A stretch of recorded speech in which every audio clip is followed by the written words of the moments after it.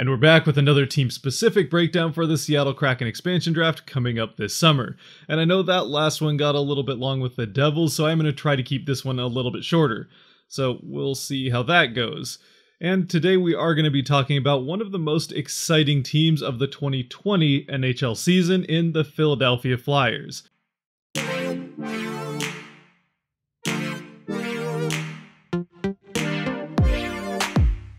By the way, if you do find yourself enjoying this video at any point and you like to do that kind of thing, the subscribe button down there probably help you out. The Flyers will be going into next season looking to have another impressive bounce back season like they did in 2020. Of course, part of having a bounce back season is that the one before it did not go very well, and that was certainly the case for the Flyers' 2021 NHL season, as they finished well outside the playoffs despite coming in as one of the favorites to win their division. So if you were looking just at the 2021 Flyers, you might not think by looking at the team that Seattle would be likely to get much from them. But this is definitely a team that well underperformed this last year, and does have a couple of pretty interesting players that Seattle could be getting in the expansion draft that could end up being key contributors in their first season. So again, if the Flyers are to bounce back in 2022, they're likely going to have to do it without one of their contributing players from the last couple of seasons. But at least they do still get to protect 10 skaters and a goalie, as I do think it's pretty likely again that they'll be going the 7-3 protection route,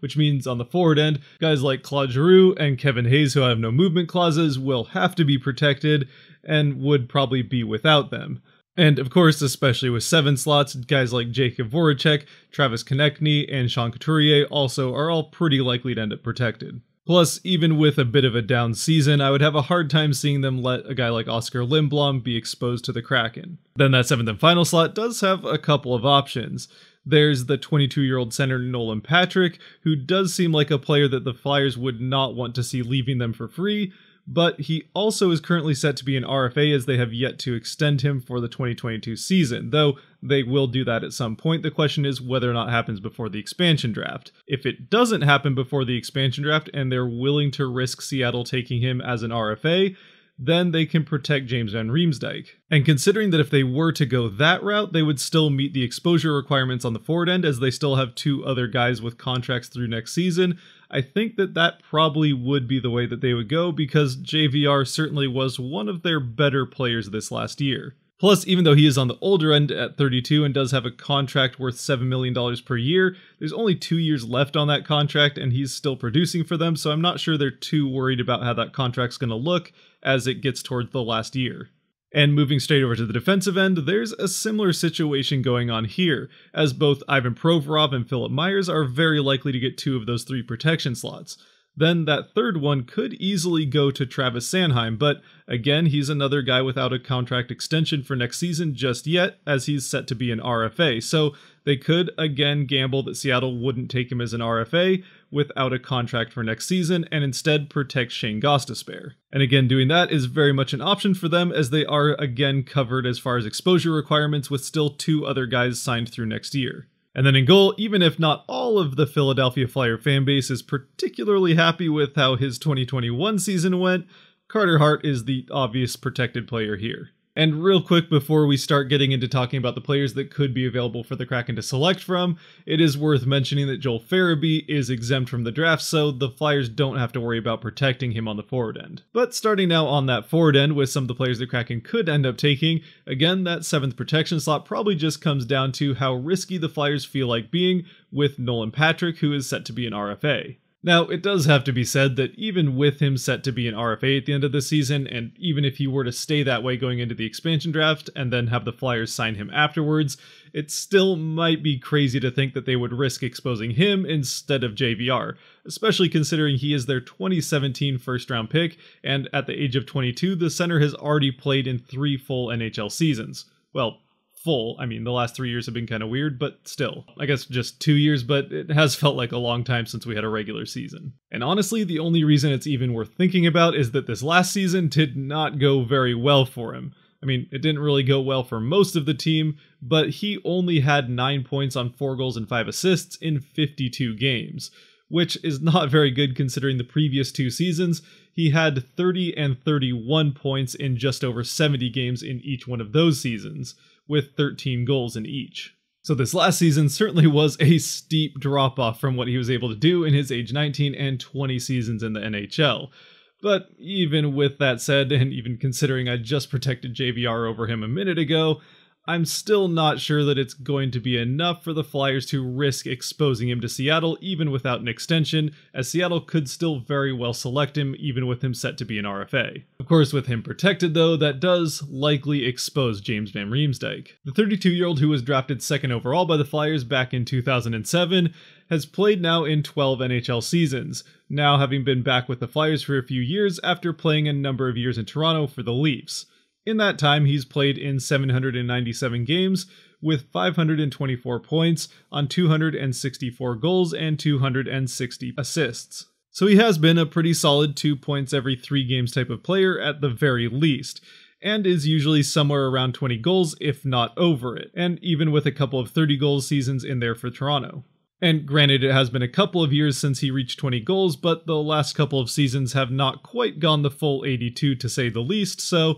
he's still very much on pace for that over the last couple of years. Not to mention that his 17 goals this year were good enough for third on the team. He's also, throughout the course of his career, played an average to above average two-way game with some pretty decent possession stats, even without really ever blocking that many shots, granted he is a forward, or really playing all that physically outside of a couple of seasons in Toronto and his second season with Philadelphia back in 2010. So really, all things considered, the only reason he would even potentially be available for the Kraken to select is, again, one, because he's 32, and also because that $7 million a year now looks a lot bigger over the next couple of seasons with the flat cap than they originally thought it was going to when that contract was signed. But especially for an expansion team like Seattle, getting a couple of veterans, especially one like JVR who is still consistently producing at a pretty decent rate points-wise, is definitely something they'll be looking to do, so he could be a pretty decent option if he does end up exposed. And especially considering that, at least during the expansion draft, points production is going to be somewhat hard to come by for the Kraken,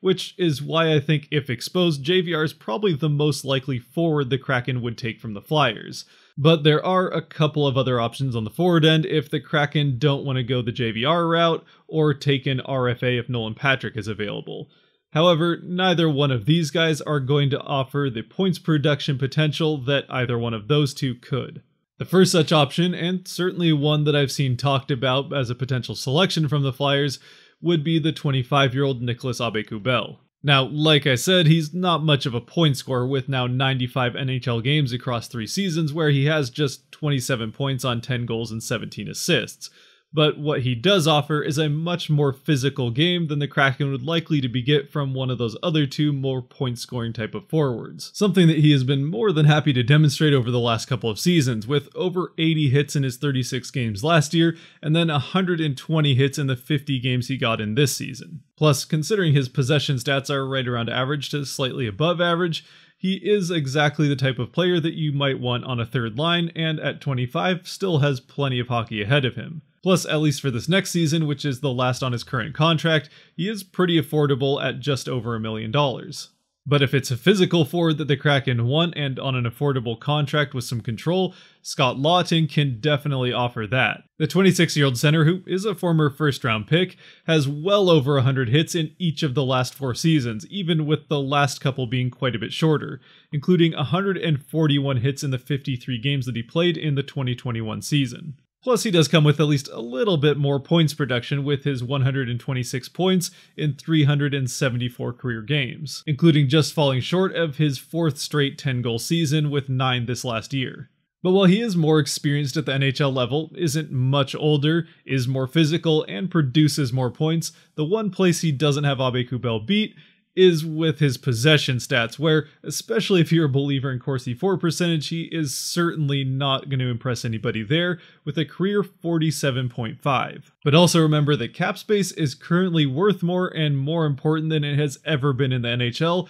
with the flat cap over the last couple of seasons and likely to stay that way for another couple after it, which is certainly where Laughton's contract that has him earning $2.3 million through the 2026 season definitely makes him look a little bit better of a pick. Moving over now to the defensive end though, remember that the 3rd protection slot here had a bit of a similar situation to the 7th protection slot on the forward end,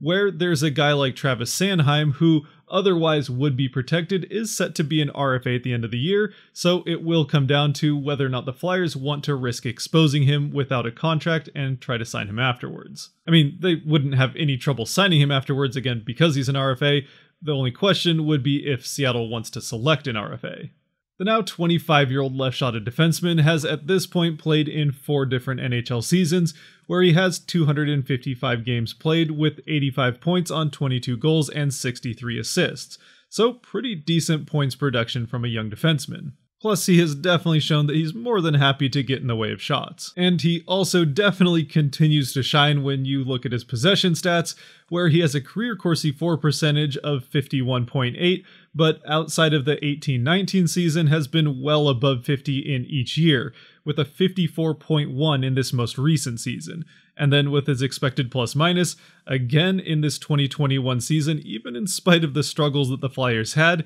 he managed to have an 11 expected plus minus with a 24.6 over the course of his career. But again, the only way he's exposed is if the Flyers gamble that Seattle won't want to take him as an RFA so that they can protect Shane Gosta Spears. The 28-year-old has played now in at least part of 7 different NHL seasons, in that time playing in 381 games where he has 219 points on 60 goals and 159 assists. So again, pretty solid points production from a defenseman, and although he didn't block quite as many shots over the last couple of seasons, he has looked pretty good there over the course of his career if that's something that you take into consideration. But if you're more into the advanced possession stats like Corsi for percentage and expected plus minus, there he also has definitely shined over the last few seasons, with a career Corsi for percentage of 52.1 and having been well above 50% in each of the last 5 seasons.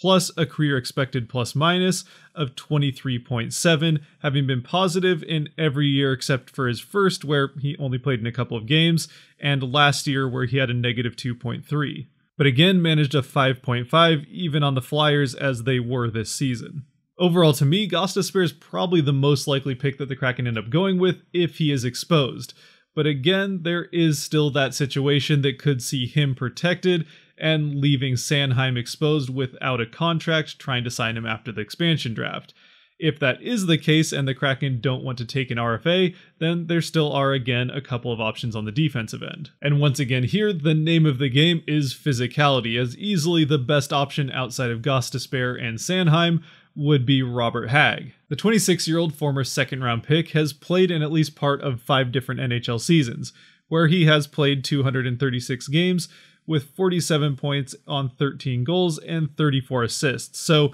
clearly not quite the same amount of points production that we just saw with Sanheim and Gosta Spears. But like I just said, the whole point of his game is the tough physical aspect of the game, where as you can see he has well over 200 hits in 2 of the last 4 seasons, with 238 in his 70 games played in the 17-18 season, and then 258 in the 18-19 season across the full 82. And even with the last couple of seasons being shortened, he's been over 100 in each of those, with a career total of 736 hits in those 236 games. Now his big downside, like Lawton to some extent on the forward end, but much more so, is that he does not look very good when it comes to his possession metrics, with a career Corsi for percentage of just 45.4 and a career expected plus minus of negative 25.9 already in 236 games. So if you're trying to prevent the opposing team from getting the puck and getting shots on goal, then he might not necessarily be the player for you. But if they do have the puck and they are taking shots, he'll definitely get in the way of those shots, and he'll definitely do his best to make them regret having the puck if they hold on to it for too long. Now, I'm not saying that he would be my first choice from the Flyers. Again, I'd probably take Gosta Spears or even Van Riemsdyk if he was available over Hagg, but if the Kraken are going the route of being a more defensive, physical type of team, like I think they might be, he is definitely someone worth looking at. So ultimately with the Flyers, it will be interesting to see what they do with those decisions on both the forward and defensive end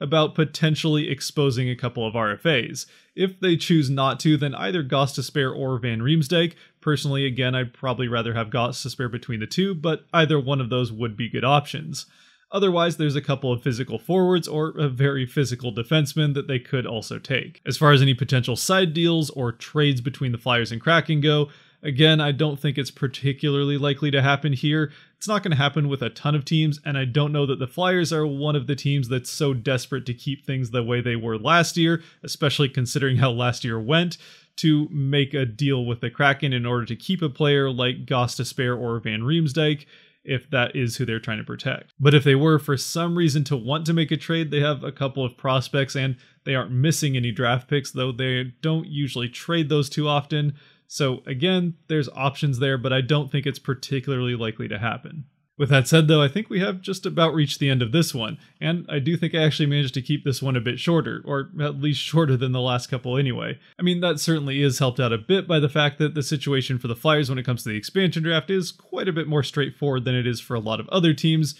partially because of the number of signed contracts that they already have. Either way though, if you have made it to this point, as always, thank you very much for watching. If you did like or enjoy this video, there are buttons for that kind of stuff down below. As always, I'd love to hear your thoughts in the comment section about the Flyers and their outlook for the expansion draft and who you'd like to see Seattle take. Otherwise, stay safe out there and be good to each other. Peace!